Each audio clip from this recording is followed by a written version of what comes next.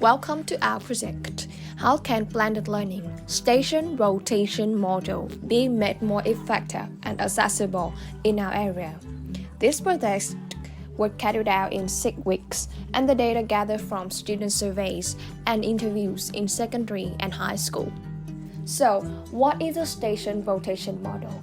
Picture this: it's an English class and students are learning a tricky new English concept. Around the classroom, small group of students are practicing the concept in a variety of ways.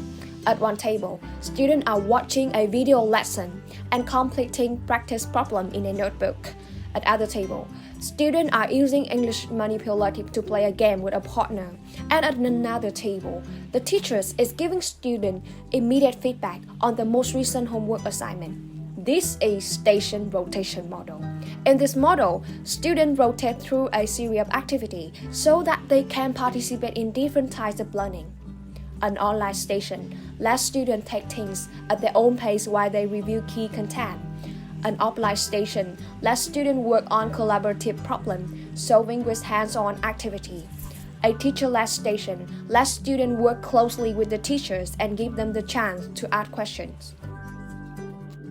We have conducted 35 answers from high school students, and nearly 75% of them said that they have experienced this model, and the rest said no.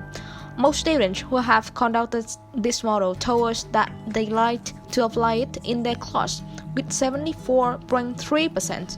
And in general, students have different tendencies of favorite stations, including teacher-led instruction, online learning, and group projects. Our survey and interview indicates that students are more likely to gain benefits from this model because teachers pay enough closer attention to and support individual learners in teacher-led instruction.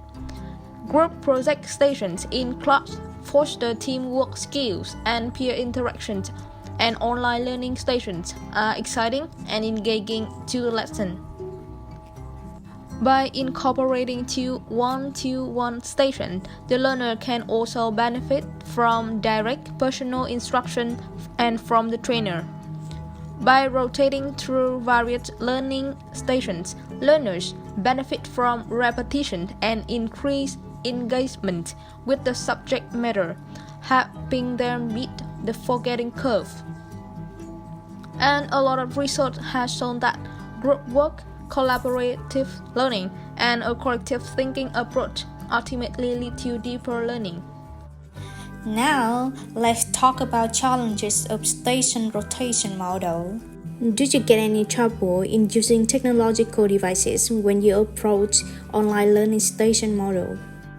Một số khó khăn khi sử dụng các cái thiết bị công nghệ đó là đường truyền kết nối internet không ổn định. Một số game thì chưa đa dạng cho lắm. Does it take too much time to rotate activities? Em nghĩ là có mất nhiều thời gian khi mà thực hiện luân phiên các hoạt động. So, station rotation model lacks the agency of other blended learning models. One of the drawbacks of station rotation model is that learners are moved through the station after a fixed time. For some, this time may not be enough for them to grasp the learning for their own pace. It also requires investment in e-learning technology. One of the stations in this rotation model is online learning. This requires an initial investment from the organization or school, both in devices or e-learning programs or tools. Lastly, the station rotation model doesn't work for all subjects. Some practitioners have found this model doesn't work well in situations where learners may progress on specific topics week by week, such as mathematics. First of all, ensure technology accessibility. Provide students with access to the necessary technology and reliable internet connectivity. Additionally, ensure that online platforms and materials are accessible to students with disabilities, considering compatibilities with assistive technologies and providing alternative formats when needed. Secondly, manage time effectively. Begin each class by clearly outlining the day's schedule, including the time allocated for each station. Clearly communicate the expectations for behavior, focus, and completion of tasks. Set timers for each station to keep activities on schedule. This helps create a sense of urgency and ensures that students transition smoothly between stations, and consider using visual or auditory cues to signal when it's time to rotate. The next step is building flexible groups. Stations can be designed with tasks and activities that cater to a range of proficiency levels, and this differentiation ensures that each student is appropriately challenged and engaged in their learning. And by having mixed levels, you can provide targeted support to those who need it and offer more advanced tasks to students ready for a greater challenge. Designing user-friendly online content is another significant solution. Create online content that is easy to navigate, visually appealing, and user-friendly. Keep the language clear and concise, and organize the content in a logical manner. Use multimedia elements like videos, graphics, and interactive activities to enhance engagement and understanding. Provide clear instructions and guidelines for assessing and interacting with the online. The next approach is offer training and support. Provide comprehensive training and ongoing support for both students and educators.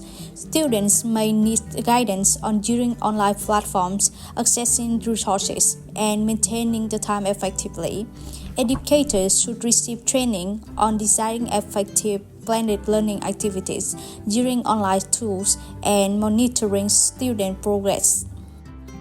Next, foster communication and collaboration. Establish more channels for effective communication and collaboration among students, teachers, and peers.